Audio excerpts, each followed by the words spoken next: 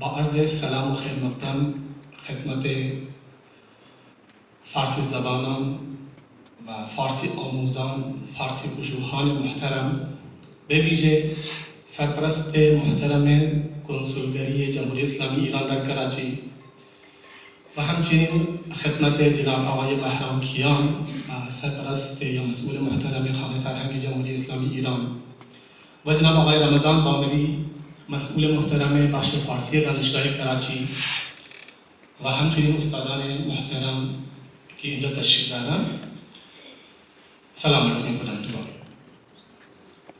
N اولین بار هست که در پاکستان یا به نظر من که 40 سالم که شده که یادم نیست که هیچ وقت در مورد نظامی گنج یه چنین کنفرانسی یا بزرگداشتی در پاکستان برگزار شده باشه. به خاطر این تقدیم و عرض تبریک عرض میکنم، تقدیم میکنم خدمت جناب آقای بهرام کیان که چنین مراسمی رو تدارک دیدن و فرصتی فراهم آوردن که ما دور هم جمع شدیم اینجا و درباره نظامی صحبت کنیم و درباره اونها چیزهایی یاد بگیریم و یاد بدهیم. به خاطر همین وقتی که ایشون پیشنهاد رو کردن، ما بدون تأمل از پیشنهاد ایشان استقبال کردیم و ما الان دور هم اینجا جمع هستیم. قرار بود که من به فارسی یک مقاله رو بنویسم، ولی وقتی که دیدم که این بنر به زبان اردو نوشته شده و وقتی که تمام استادان دیگه صحبت کردم، همه گفتن که به فارسی مطالبه رو ارائه خواهم کرد. به خاطر این صلاح دونستم که بچه‌های جدیدی که امسال تازه وارد دانشگاه شدن، برای اطلاع ایشون، برای آنها هم این مطالب رو به زبان اردو نوشتم، خدمت شما ارائه میکنم. ایک مضمون میں نے لکھا ہے، وہ خصوصی طور پر جو بچے اس سال آئے ہیں فارسی پوری طرح سے سمجھ نہیں سکتے ہیں، یہ آپ لوگوں کے استفادے کے لیے میں نے لکھا ہے۔ اس مضمون، یہ ایک مضمون ہے، بنیادی طور پر کوئی تحقیقی مقالہ نہیں ہے، بنیادی طور پر ایک مضمون ہے۔ اس کا عنوان ہے پیر گنجے اور گنجینہ علم و حکمت۔ کیونکہ یہ گنجے ابھی موجودہ آذربائیجان کا ایک شہر ہے، وہاں پہ موجود ہے، لیکن اس زمانے میں یہ ایران کا حصہ تھا اور فارسی زبان میں شاعری کرتے تھے، اس لیے اس کا عنوان ایسا رکھا گیا ہے پیر گنج اور گنجینہ علم و حکمت۔ دوش رفتم به خرابات مرا راه نبود، می زدم ناله و فریاد کس از من نشنود، یا نبود هیچ از باد فروشان بیدار، یا که من هیچ بودم هیچ کسم در نگشود. پاسی از شب چو بشد بیشتر یا کمتر، رندی از غرفه برون کرد و سر و گفت و رخ بنمود. رندی از غرفه برون کرد، سر و رخ بنمود. گفت خیر است در این وقت کی را میخواهی؟ بی محل آمدنت بر در ما بهر چی بود؟ گفتمش در بگشا. گفت برو هرزه مگو که در این وقت کسی بهر کسی در نگشود. این نه مسجد که به هر لحظه درش بگشایند، که تو دیر آیی و اندر صف پیش استی سود. این خرابات مغان است، در او مستانند، شاهد و شمع و شراب و دف نی، چنگ و سرود. هرچه در جمله آفاق در اینجا حاضر، مؤمن و ارمنی و گبر و نصارا و یهود. سر کویش عرفات است و مقامش محمود، دوستان همچو خلیلند و رقیبان نمرود. سر و زر هیچ ندارند و در این بقعه محل، سودشان جمله زیان است و زیانشان همه سود. گر تو خواهی که دم از صحبت ایشان بزنی، خاک راه همه شو تا که بیابی مقصود. ای نظامی چی زنی حلقه بر این در شب و روز، کہ در این آتش سوزنده نیابی جز دود. یہ مترنم اور بہت خوبصورت جو قصیدہ ہے، یہ نظامی گنجوی کا ہے، یہ میں نے بطور آغاز انتخاب کیا تھا۔ اس خوبصورت قصیدے کا خالق نظامی گنجوی ہے، موجودہ جمہوریہ آذربائیجان کے شہر گنجا سے تعلق رکھنے والا فارسی زبان کا یہ نامور شاعر، علم و حکمت کے بے بہا موتیوں کو منظوم داستانوں کے قالب میں ڈال کر عشق و عرفان کے متلاشیوں کے خالی دامن کو بر دینے کا ہنر جانتا ہے۔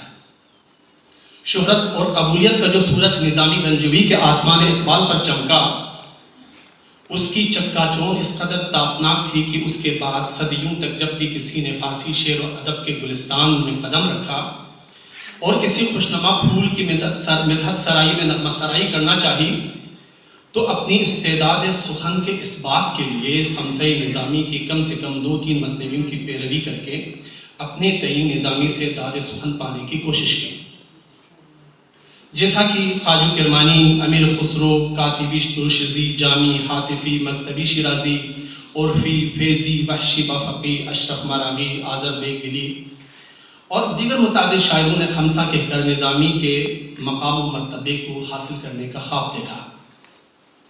بجا طور پر کہا جا سکتا ہے کہ شاہ گنجا کے اس قصہ پرداز نے داستان سرائی کے ہنر کو اپنے اسلوب خاص کی تقلید و پیروی سے مختص کر دیا اور کسی حد تک منظوم داستان سرائی میں ایک طرح کے جمود کا باعث بھی بنا۔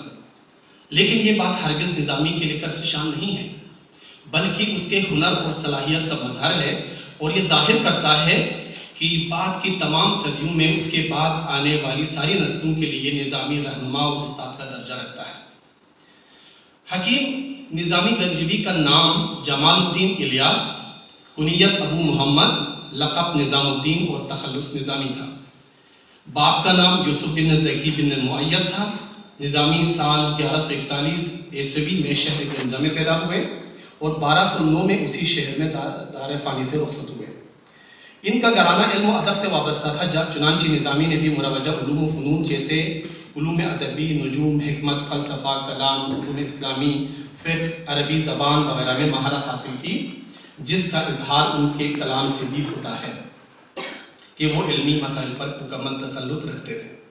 جب ہوش سنبھالا تو گھر کی فضا میں شاعری کی گونج تھی۔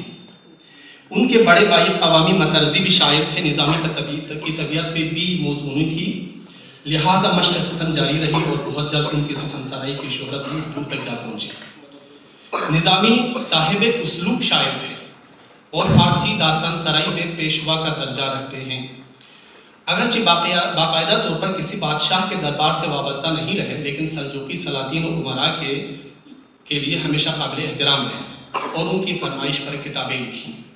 نظامی نے بادشاہوں کے شان میں قصیدے نہیں لکھے، لیکن مثنویوں میں مدح سرائی کی کمی کو پورا کیا ہے۔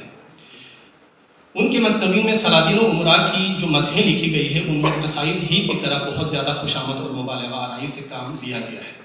نظامی نے 5 شہرۂ آفاق مثنویاں تخلیق کی، جن کی شہرت ان کی اپنی زندگی میں بہت دور تک پھیل چکی تھی۔ یہ 5 مثنویاں جو پنج گنج یا خمسہ نظامی کے نام سے بہت مشہور ہیں، اپنے دور کے مختلف سلاطین کی فرمائش پر لکھی گئی تھی۔ پہلی مثنوی مخزن الاسرار جو تقریباً 2260 ابیات پر مشتمل ہے اور اخلاقیات اور پند و نصائح اور حکمت جیسے موضوعات سے متعلق ہے، ارزنجان کے حاکم فخر الدین بہرام شاہ کی فرمائش پر سال 559 ہجری میں تحریر کی۔ دوسری مثنوی خسرو شیرین تقریباً 6500 ابیات پر مشتمل ایک عشقیہ کہانی ہے، جس میں خسرو اور شیرین کی محبت پر مبنی واقعات کو داستانی رنگ میں بیان کیا گیا ہے۔ یہ مثنوی سلجوقی سلطان طغرل بن ارسلان، اتابک محمد بن الدگوز اور ان کے بھائی فضل ارسلان کی خواہش اور حمایت سے 576 ہجری میں مکمل ہوئی اور انہی کے نام سے منسوب کی گئی۔ تیسری مثنوی لیلا و مجنون ابو المظفر شیروان شاہ کی درخواست پر لکھی گئی۔ 4700 ابیات پر مشتمل یہ مشہور عشقیہ مثنوی سال 584 ہجری میں مکمل ہوئی۔ چوتھی ان کی جو مثنوی ہے، مثنوی ہفت پیکر کے نام سے مشہور ہے اور بہرام نامہ یا گنبد نامہ کے نام سے بھی جانا جاتا ہے۔ یہ مثنوی ساسانی بادشاہ بہرامپور کے واقعات پر مبنی افسانوی داستان ہے، جو 5136 اشعار پر مشتمل ہے اور ماراوا کے حکمران علاؤ الدین قرب ارسلان کی فرمائش پر 593 میں لکھی گئی۔ پانچویں مثنوی سکندر نامہ جو 10,500 اشعار پر مشتمل ہے، یہ مثنوی 2 حصوں میں منقسم ہے، جو شرف نامہ اور اقبال نامہ کے نام سے مشہور ہے، جس میں سکندر اعظم کے افسانوی واقعات کو بیان کیا گیا ہے۔ اس مثنوی کو نظامی نے اپنی خواہش پر 599 میں مکمل کر کے ابو نصرت الدین کے نام سے موسوم کیا ہے۔ پنج گنج کے علاوہ نظامی کا بہت سارا کلام مفقود ہے، دولت شاہ سمرقندی کی روایت کے مطابق نظامی کا